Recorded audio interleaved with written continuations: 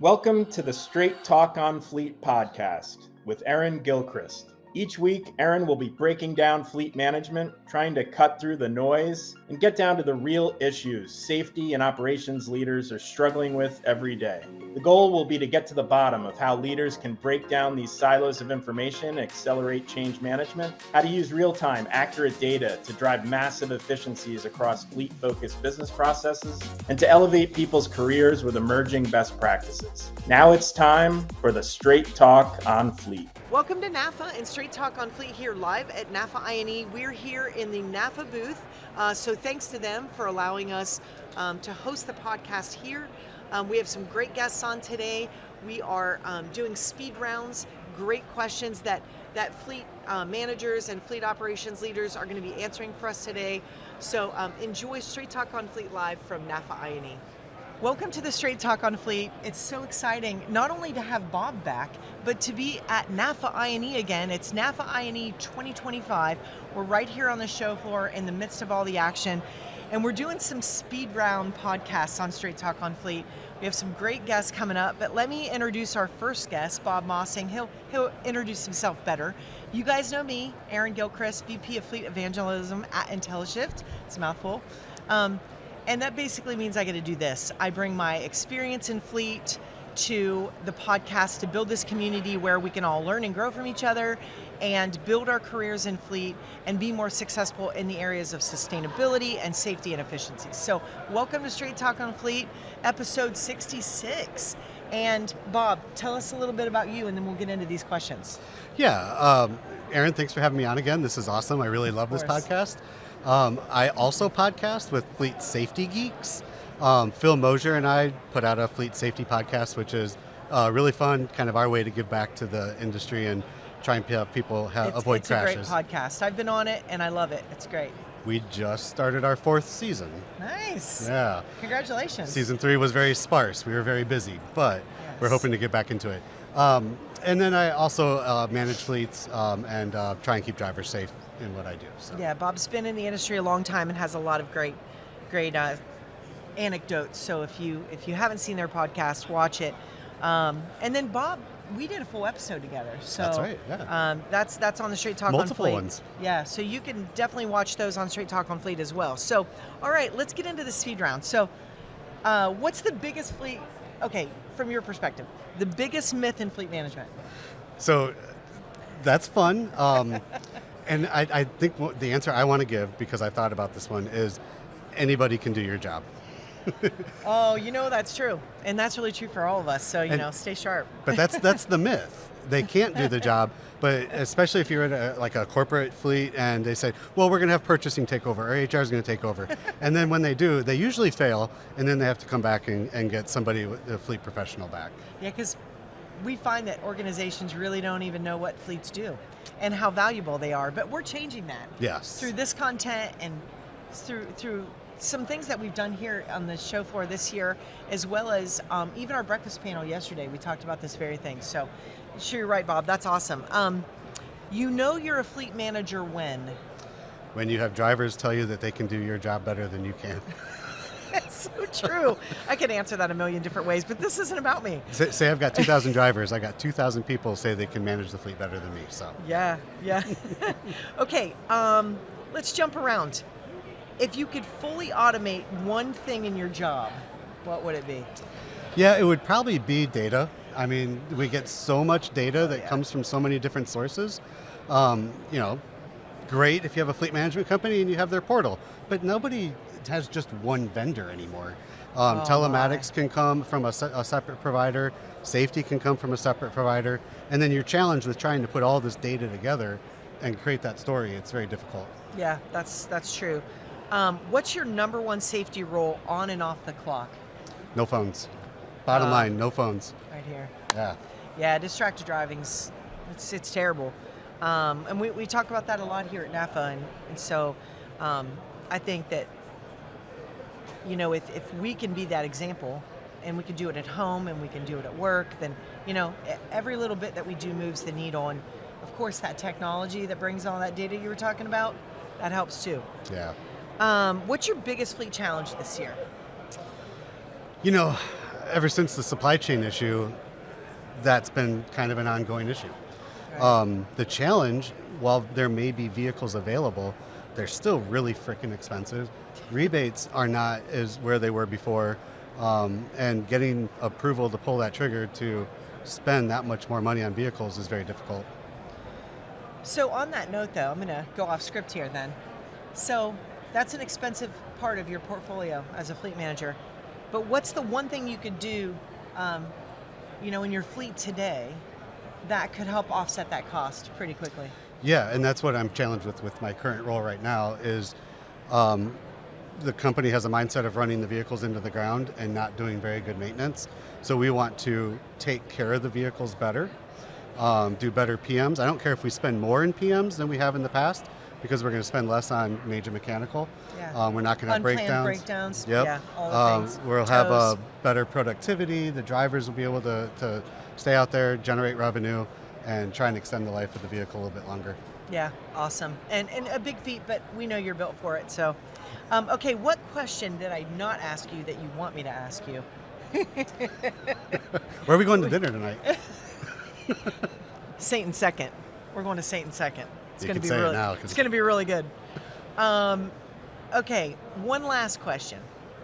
If you could change one common driver habit, what would it be? Well, I mean, I already gave that away, and we've got to put our cell phones down. That's just the biggest story that I'm going to continue saying.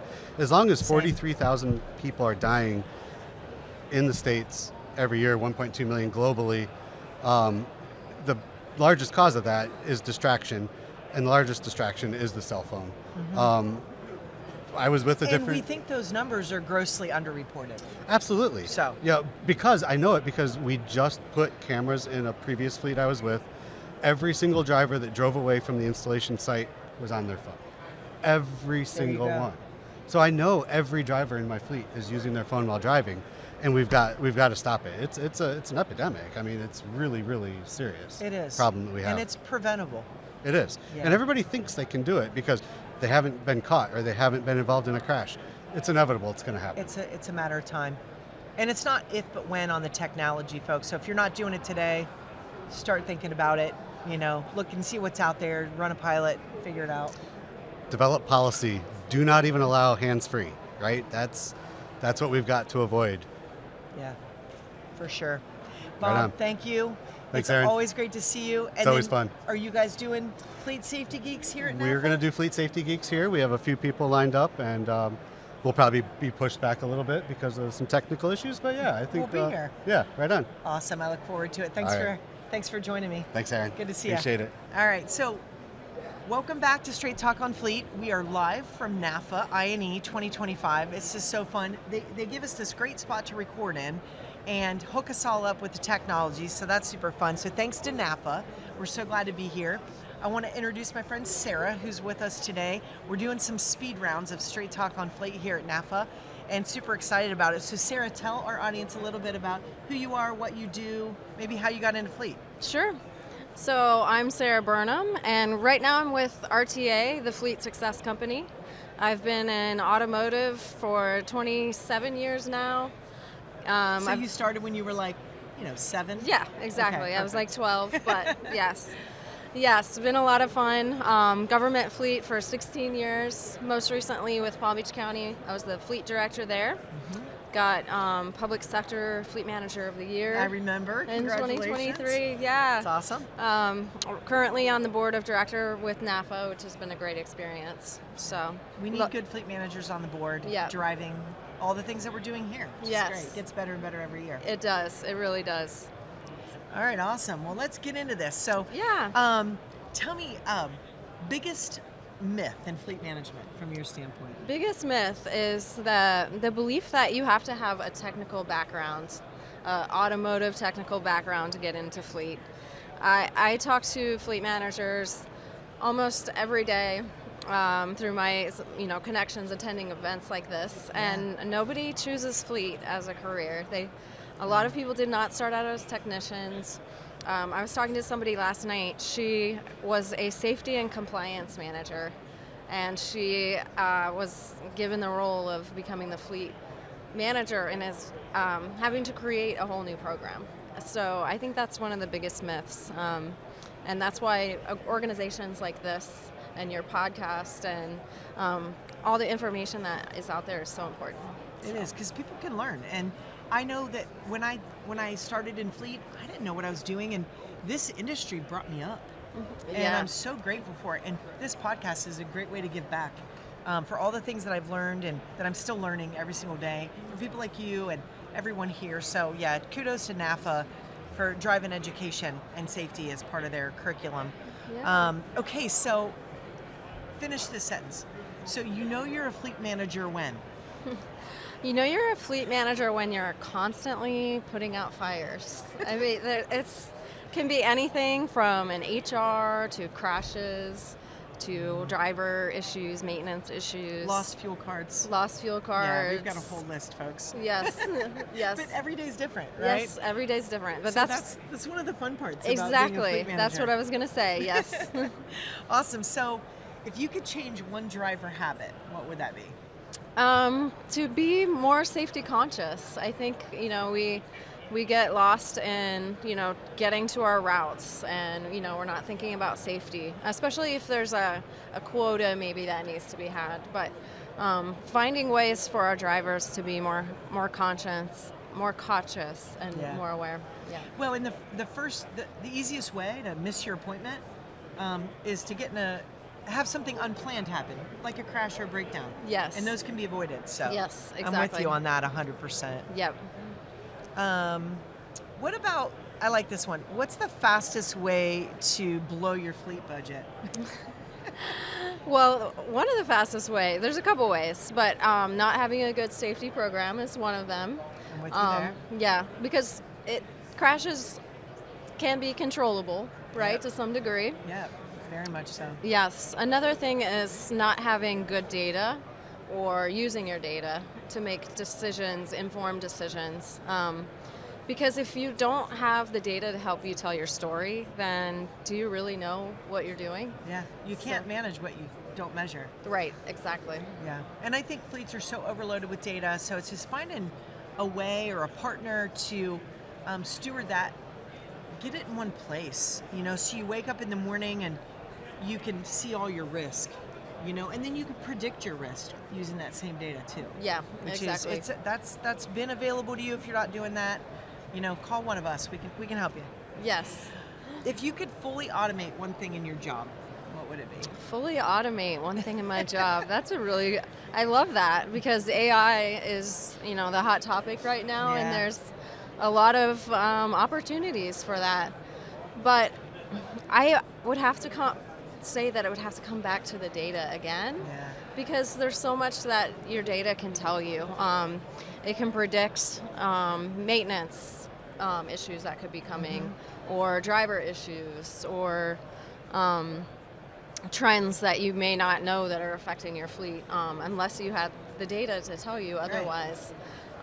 So that's probably what it would be, is like having the system tell you, like, hey, you have a problem, this is what it is. Here's what you need to do about it. Yeah, or you're going to have a problem. And Right. here's how you can get out ahead of it. Yes. Love it. What's your number one safety rule on the clock and off the clock? Number one safety rule is to always be aware of your surroundings. Great advice. Yeah, I think especially with today, cell phones, and it's so easy to get distracted. We do have a lot of new technology and vehicles, which is amazing, but that doesn't take away the human factor. And the skill, like of checking your surroundings. Yeah. And That all comes down to training, right? yeah, Yeah. exactly. That's awesome. Okay, a couple more. What's your biggest challenge this year? Like, I know that you're helping fleets achieve their goals. So, maybe it's something you've heard from your customers or something you're dealing with, but what's the biggest fleet challenge you've got this year? So most of our customers are having trouble with budget, because especially in government fleet. So many fleets are competing with general fund, and when you're in that situation, you're competing with other departments that are also using the general funds. But there's systems you can put in place like chargeback systems where it gives you more flexibility with the funding that you have. So I would say that's probably one of the biggest ones. I'm hearing from a lot of fleets they're wanting to do budget cuts this year. It's tough. Yeah, it is tough. So. Especially when they're coming here and they're seeing all these tools and technologies that can help them drive down costs, Right. And drive down accidents and build driver retention and attract new talent, because that's what that does. Right. But then it's building the ROI to show, whether you're government fleet or commercial, it's the same story. You've got to show the value. Right. But companies like RTA can help you do that. Companies like Intelligent, we can help you look at the right data points and convince your organizations that when you invest, you got to spend money to make money. So investing in technology that can drive down cost. Right. And drive up the things that we're struggling with. We can't find drivers. Right. But when a driver knows you care, they're going to stay. Right, exactly. And safety tech will help you do that. Yeah. I think that's my opinion on it. But. Yeah. And it can also show you what could happen if we do have budget cuts. Like, this is how much it's going to spend us extra in maintenance if we don't replace these vehicles on time. Yep. So. Exactly. One last question. Yeah. So, share your top tip for building safety culture. I know you work with a lot of fleets and a lot of fleet managers who are challenged with doing this in their organizations, and even in the sector that you work in. So, what's your top tip for building safety culture? The top tip is having a good, solid program in place and making sure that you're having at least monthly meetings, if not more frequently than that, because it's so easy to not have safety on your mind, so get it in front of your drivers. If you have technicians, making sure they're thinking about safety as well. Have meetings. There's different topics you can talk about every month related to safety, and make it a part of your culture and celebrate it as well. Like, celebrate the wins. Yeah, like great driving habits, or never cancel a meeting because you haven't had an accident. Have that meeting and celebrate the fact that you haven't had an accident. Right, exactly. That sends the right message. Yes. For sure. Yeah. Yeah, getting people together is a great plan. Safety kickoffs, safety startups. I don't care what business you're in or what you do for a living. I'm with you. That's probably the number one best practice. Yeah. Right? It's talking to your people. Yep. So awesome. Thank you so much for being with us, Thank Sarah. you. We'll see you around. Yes. Come back to the Straight Talk on Fleet, please. I Have will. a great show here at NAFA. Love to. You Awesome. too. Thank you. you. Okay, awesome. So, welcome back to the Straight Talk on Fleet. We're live here at NAFA. It's the best place to be. It's a great crowd today. There's great exhibitors. There's awesome attendees, and we're doing speed rounds here of Straight Talk on Fleet right from the NAFA booth. So, I'm Erin. I'm your host of Straight Talk on Fleet. Been in the industry about 21 years. My goal is to help spread the safety word, the sustainability word, the efficiency word here on Straight Talk on Fleet. And I do that by sharing my knowledge as a longtime fleet manager, but of course entertaining great guests who way smarter than me. Okay, Michaela, introduce yourself. Tell us what you do, where you work, and then we'll get into the speed round a little bit. I'm Michaela Baldwin. I am the fleet manager at CoolSys Commercial and Industrial Solutions. I have been at CoolSys almost 10 years. I've been in fleet, let's say about 14, and CoolSys is the largest commercial refrigeration company in the U.S. We are active in all 50 states. I have about 2,400 vehicles in my fleet, so I have a fun time every day. Probably no day is ever the same. No day's ever the same. No day's ever boring. I was taking some calls and emails earlier, so. Yeah, I mean, we're here at this show, but fleet managers' jobs never stop. Let me tell you that. Okay, let's start with, from your perspective, what's the biggest myth in fleet management? Oh, the biggest myth. I think the biggest myth is that the fleet manager doesn't know anything about the maintenance and stuff, because there's a lot of my technicians who think that. I'm like, I've read so many repair orders at this point. I know a little bit, at least. I think you probably know a lot. That's a good one. But it's great because once they do know and they do learn that you understand what they're going through every day, you can help drive the change, and then that builds that trust and respect and confidence in the fleet from the driver perspective, I bet. So yeah, that's an awesome one. If you could change one common driver habit, what would that be? That you need to use your turn signals. You use your turn I signal love first. this one. We haven't heard this one today. You use your turn signal first, and then you slow down, not the other way around. Yeah.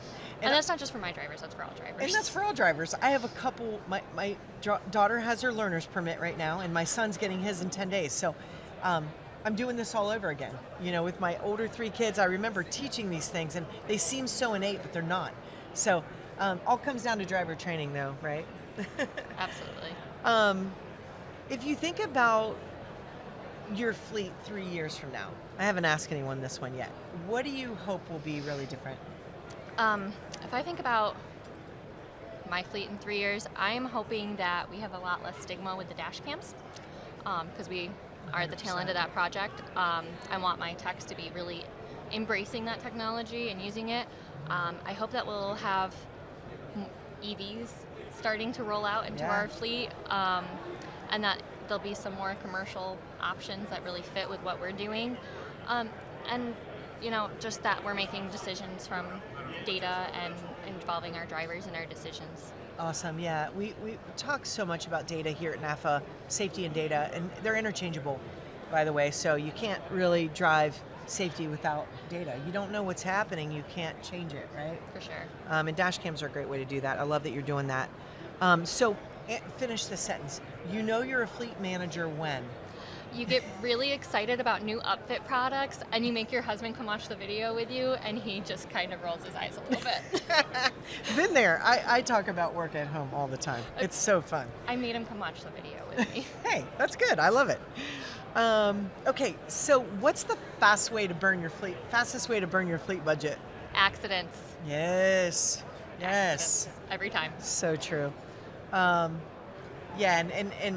you'll see a theme at Straight Talk on Fleet, but certainly with my conversations I've had with Michaela, she's been on before, and anybody we talk to, accidents they happen, but the good news is they're preventable. So I love that you guys are working on, driving it down. What's your biggest fleet challenge this year? My biggest fleet challenge this year has just been change management, really. I know It's I tough. talked about that a lot in our discussions and panels and stuff, but it's really important because we've said it a lot, and I was just talking to somebody about it earlier, but if you don't have that trust with the field and you aren't involving them in those decisions, I don't even you have can words buy the to best put it tools, in. the best vehicles, the best technology, but if nobody's on board with its importance and how to use it and why you're doing it, you're dead in the water. And you'll lose a workforce real quick if they don't buy in. And we've seen that even with the dash cams. And we need drivers. Everybody's looking for drivers and skilled technicians. But if we do this right, not only will they stay with you, they'll tell their friends. Exactly. And they'll come to work for you, right? I mean, that's my belief. I agree. I couldn't agree more, actually. That's awesome. Okay, so let's do a couple more. So if you could fully automate one thing in your job, what would that be? If I could fully automate one thing, it's an internal thing, really. Yeah. But if I could just have it do itself all the time, vehicle transfers.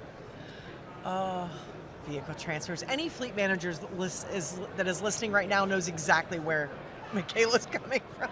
Especially when you have multiple different systems that you have to make Yes. sure it's made in your Yeah. FMC, your We'll have to talk about that. I have your- some ideas for you. We have some integrations in the works, but they're not there yet. Yeah. So right now it is a little. And automation is great. I mean, human element is always going to be there, but that's a great one. I have not heard that today. I love it. Okay. What is your number one safety rule on and off the clock? Phone down, seatbelt on. My car does not move if your seatbelt's on. Not on. Yay. And that's setting the stage, right? You're setting the example for your organization, for your home, for yourself. I mean, it's being good to yourself doing that, but then it's showing your drivers out there that, yeah, I know about maintenance and I know about safety. Okay, so on that note, and we'll end with this one. Share your top tip for building safety culture in an organization or in a fleet.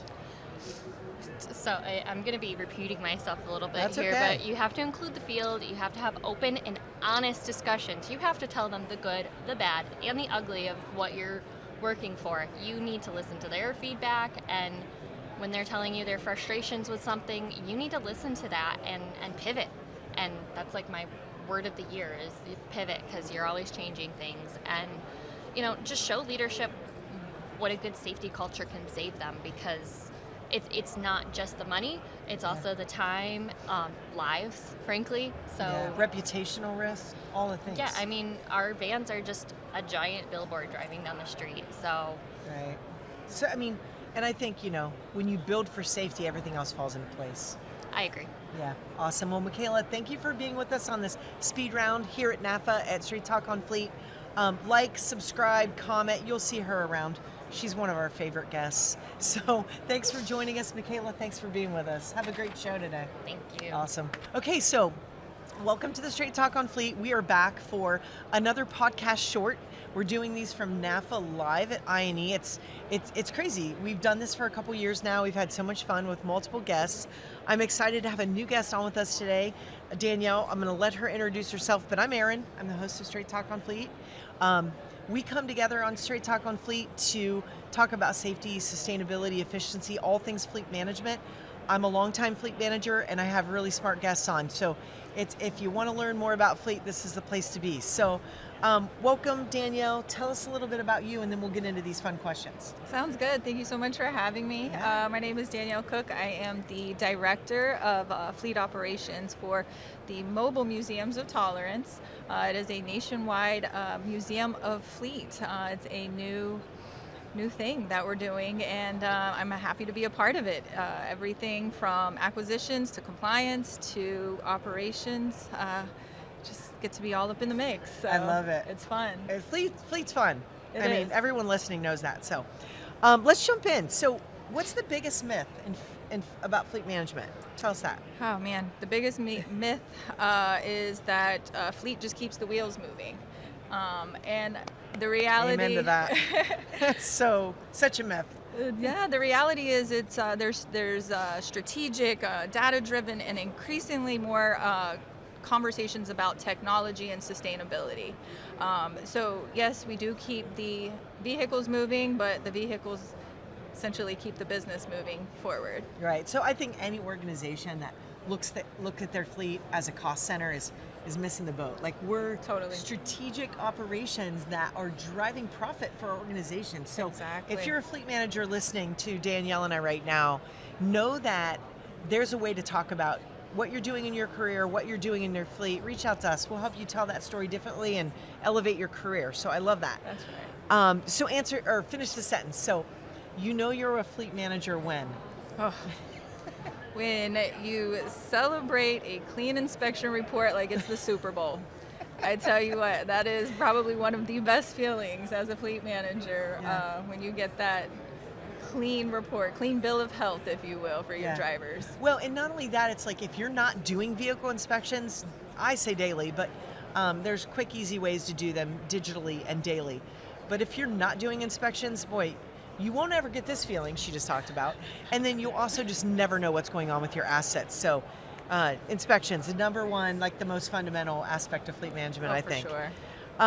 If you could change one common driver habit, what would it be? I mean, I feel like I should say distracted driving, but I'm sure you've heard that at least once or twice. Hey, we can never say that enough, and we can never talk about it enough. It's an epidemic, so. Absolutely not. But I think one of the most overlooked driver habits is treating the vehicle as it is a rental car or your personal car. And I really wish that there was a way to have drivers view it more as the professional tool that it is. It's not just a vehicle to get you from point A to point B. Essentially, you become the brand when you're on the road, and so the impressions that you give to people about the company are stemming from you. So how you appreciate the vehicle and how you operate the vehicle on the road, I wish that could really be taken more into accountability for the drivers. But if we think about it, if we break that down for a minute, we're going off script here. That's what we do on Straight Talk on Fleet. there is a way to drive that behavior. There is a way. So like if we want to coach our drivers and manage our drivers and onboard them the right way, the first thing is getting them really entrenched in your brand. Here's who we are, here's what we do. And get them really excited about the work they're going to perform. I don't care what you do for an organization. If you come to work and you're happy to be there, your company did something right. Exactly. So it's about like, who are you? You're a fleet driver. What is your role? What do you need to accomplish? But more so, like letting them know how they contribute to that greater goal of the company is really important in any role. But especially from our drivers, they feel detached.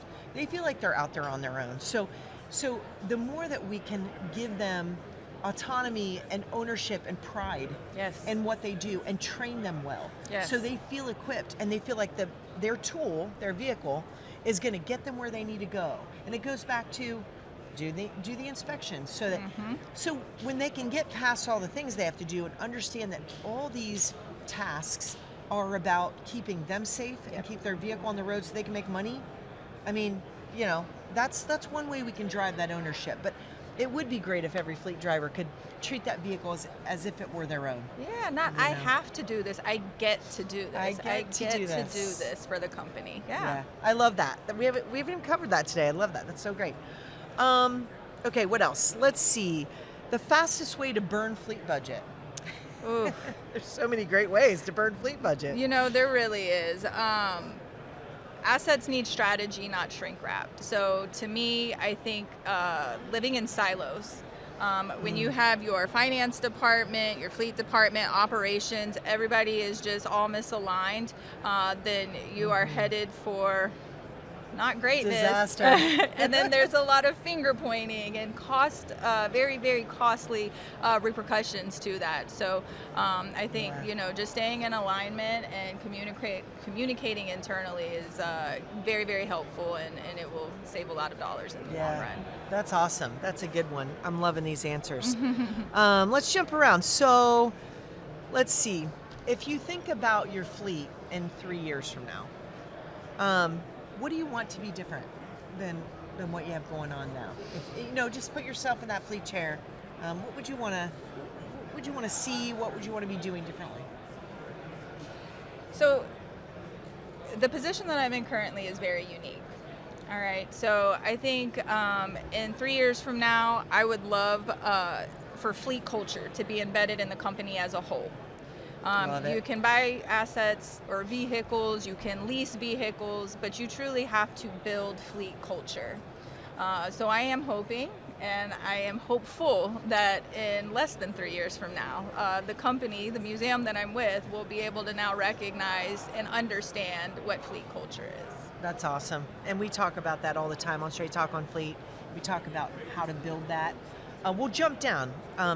So there's this question that I have here that is, share your top tip for building safety culture in an organization or in fleet, to kind of segue from your last comment. So don't just catch the mistakes, catch the good behavior too. I think, and the way that I wrote it here is, when safety becomes something that we're proud of, that the drivers are proud of, and not something that they're afraid to mess up, then I feel like that's when the culture really starts to stick. People tend to, copy things, not only the things that they have seen others get, I don't want to say slapped on the hand or dinged for or whatever. So I think being able to recognize somebody else getting rewarded, folks also want to start mimicking or mirroring that kind of positive behavior as well. So I think that's a really big, and that's human nature, for sure. So going with what we already know to be innately true is a great strategy. I love that. Okay, two more. If you could fully automate one thing in your job, what would it be? I would have to say for sure, event to action. If there's an alert, a tire pressure alert, I would love for that to just trigger scheduling a PM. If telematics returns a faulty code, I would love to have my repair already booked. This is possible today, folks. We're going to talk later, but this is possible. This is possible today. Oh gosh, I've been out of the game for too long. We're going to chat about that, but automation in that part of your job is absolutely attainable. But I love that because I remember when I was a fleet manager, that's what I wanted, and it took a long time to get there. But that was, that's 5 or 6 years ago. Think about, even fast forward to today. We could do it then. We can do it even better now. So that's a great one. Okay, last one. What's your number one safety rule on and off the clock? Be where your feet are. You got to be where your feet are. Yes. Okay. Explain that one. Being mindful. Before you can drive, before you can lift, before you can go, before you can respond, you have to check in with yourself first.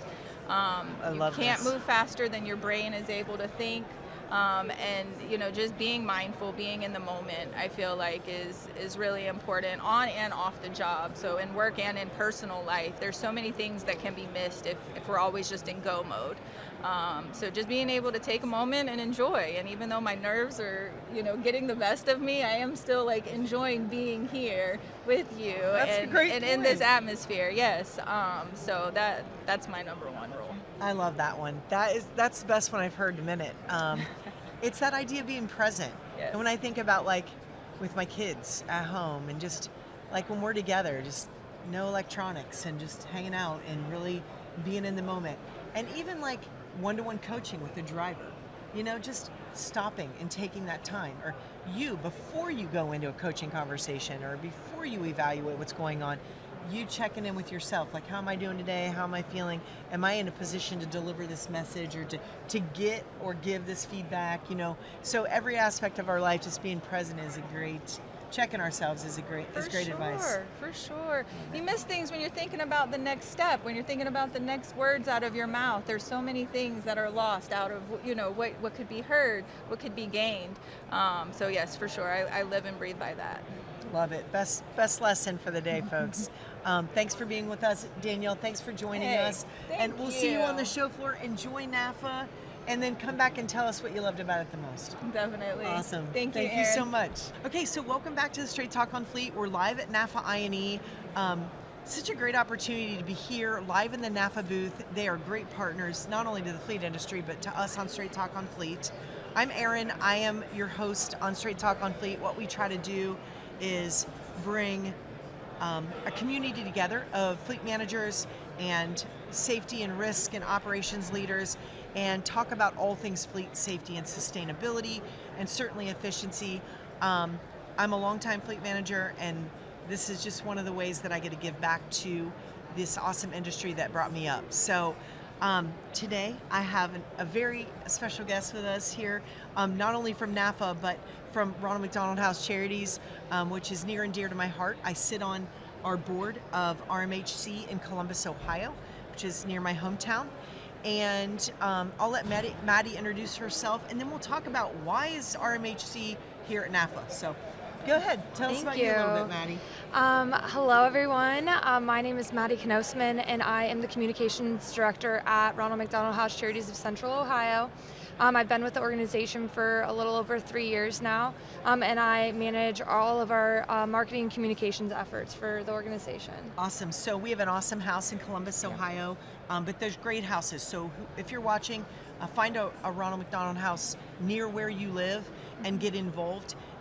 It's such an awesome mission. So talk a little bit about the mission. What do you guys do at the house, or what do we do? I like to say we, because I'm so blessed to be a part of it. So Ronald McDonald House Charities is an organization that provides resources to families who have children going through tough medical times. So a lot of times children are hospitalized or they need to receive treatment at a hospital that might not be close to where they live, just with specialists and things like that. I know in Columbus, Ohio, we have some different specialists at our children's hospital, and children and families travel from all over the world to see those specialists. And I know it's like that at many different children's hospitals all over. And so in that case, families shouldn't be expected to have to pay on top of, medical bills and travel expenses. They shouldn't have to be expected to stay in a hotel. And that's where we step in, and the resources that we're able to provide. We provide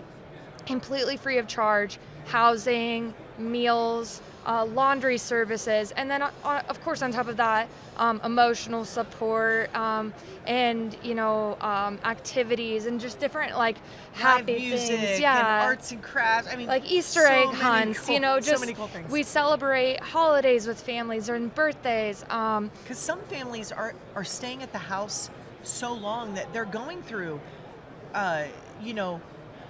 birthdays and, Yes. and holidays and things. And I love the way that the house gets to help them feel like they're at home, away Right. from home. It's definitely hard. No one really wants to be away from home, especially during celebrations or events, for holidays. And so we're very fortunate. The Columbus community is great, and so many partners and donors help make it very special at the house, trying to help families have a good time, even though they're not home, at that time of year. So. And they're so stressed about their little one sick in so many different ways. Yeah. And so, that's what I'm super passionate about. I love keeping families together and keeping families close, because the family is the heart of society. So that's my personal opinion.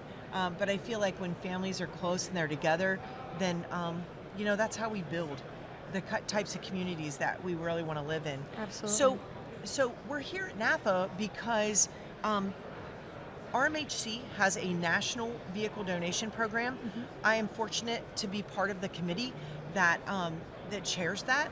And thank you to NAFA, first off. We just have to thank Yes. NAFA for comping a 10x10 booth for us year over year over year, so that Maddie and the team from the house can come here and talk to fleet managers and fleet professionals about the difference that they can make. So let's dig in there a little bit. So the vehicle donation program is a way that fleets can give back to the house. Talk about how they do that, and then what that means to the house financially compared Right. to the normal donations that we see coming in from maybe me donating my kid's college vehicle that I've handed down to 3 kids and then retired 15 years later. Right, yeah, so everything we do as an organization is funded by donations, and with that, obviously, being able to serve as many families as we do, we require a lot of donations. So our chapter developed this vehicle donation program years ago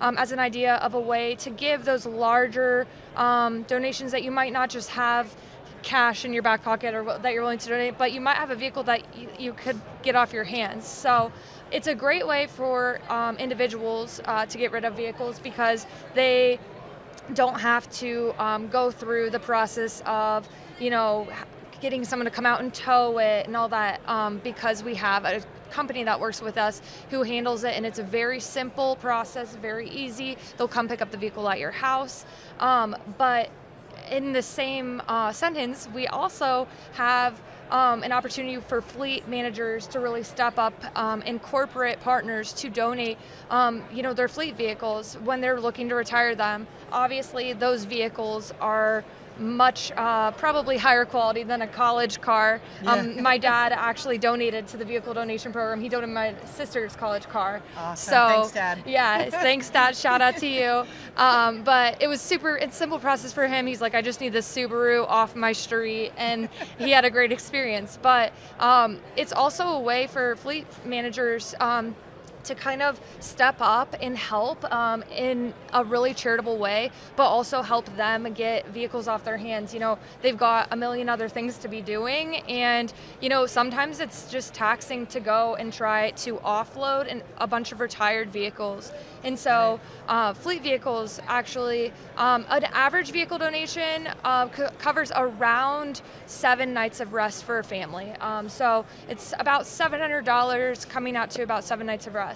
A fleet vehicle can it come out to around $4,000 for charitable donations. So that means 40 nights of rest. And just imagine what it would cost to stay in a hotel for 40 nights. Oh.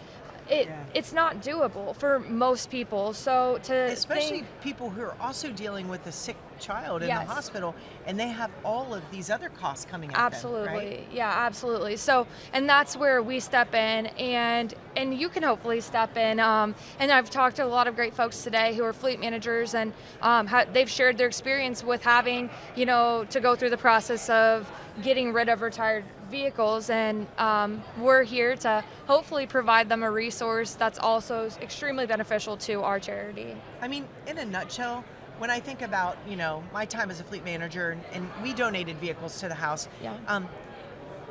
processes are great, but this is one call. Mm-hmm. It literally is one call, or it's a click on the website at RMHC. You can go on there, click, your vehicle gets picked up, and you're done.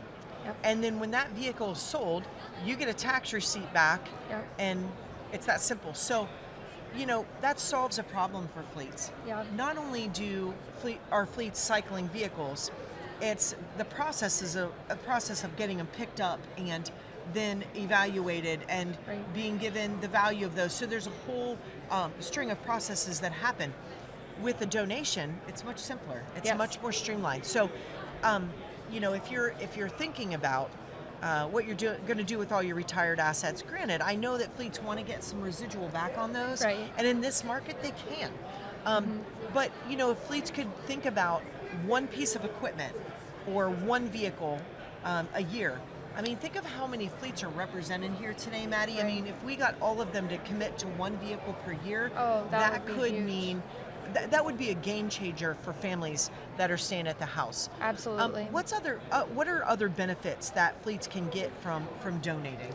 Talk about maybe like their ESG program. Yeah. So I would say it's a great way to make a social impact and do good with it for your environmental sustainability, because everyone has that top of mind, as they should, and people want to work for companies that do good as well. So, there's besides your company wanting to do well, people also want to work for companies that do good. So there's a lot of different aspects, but having a charitable donation program, such as just donating one vehicle a year, could actually really up employee retention and just like attracting new talent. Yeah, exactly. Because you said it, I think when someone is looking for a job now, they're not just saying, how much money am I going to make? Right. They're like, who am I working for? Right, and what do they care about? Absolutely. Right. Absolutely. Yeah, and that's very,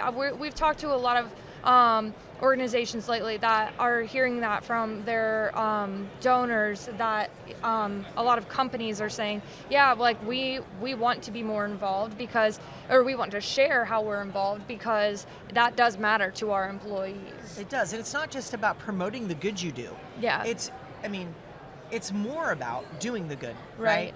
And when someone comes to you and says they're making a decision whether to work for you or the next guy, having a family-centric charity on your list of things you care about is really important, and I think it really brings validity too, because we're showing really tangible ways that these dollars are being used. So if you're thinking about ways to give, organizations out there listening, or fleet managers out there listening, go to your organizations and saying, hey, I found a great cause, and I found a way that we can donate to this great cause in a way that helps us too. Yes. Right. So it's kind of like a win-win for everybody. And I would say Ronald McDonald House Charities is just such a wonderful organization, and one, like Aaron said, that can everyone can relate to. Whether you have a family or families close to your heart, friends have families, like you might know someone that has stayed in a Ronald McDonald house somewhere.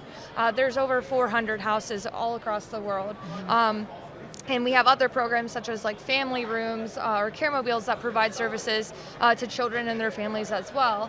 And we operate all those programs based on just donations. And so, I actually had someone stop by my booth today that just thanked me for working for the charity. He actually said that he stayed at a Ronald McDonald house when his daughter was born. And I think it meant a lot to see that we were here. And, I think more people than you probably realize have utilized the charity, and it's also something in case you would ever need to, it's there. So it's a really wonderful organization, and that your dollars of your donated vehicles would be going to a great cause. Absolutely. I can't say it any better than Maddie did, but I will say this, for fleets that are listening out there, if you want to learn more about the house, you can learn more online, but give me a call. Message me. I'm happy to get on a call with you. I can connect you with Maddie. The most important thing to do is just learn, right? Yeah. Learn about what we do at the house, and ask around. I'm sure you'll know someone who's been impacted by services from the house, and just know that fleet vehicles are bringing huge dollars for the house, Yes. and more importantly, nights of stay for these families who have sick kids in the hospital. So if you have any questions about how to donate a vehicle, go to rmhc.com, or hook up with me on LinkedIn. Go to Straight Talk on Fleet or my LinkedIn page and ask questions. I'm happy to answer for them. I've been involved with this program for many years, and hopefully many years to come. So Maddie, thanks for spending time with us today. Thanks for having me. Thanks for being here at NAFA to promote the vehicle donation program, and thank you again to NAFA for Yes. the booth they provide so that we can bring this program to life more and more in the fleet community every year. Yeah, thank you. Awesome. Thanks, Maddie. Thank you. Appreciate it.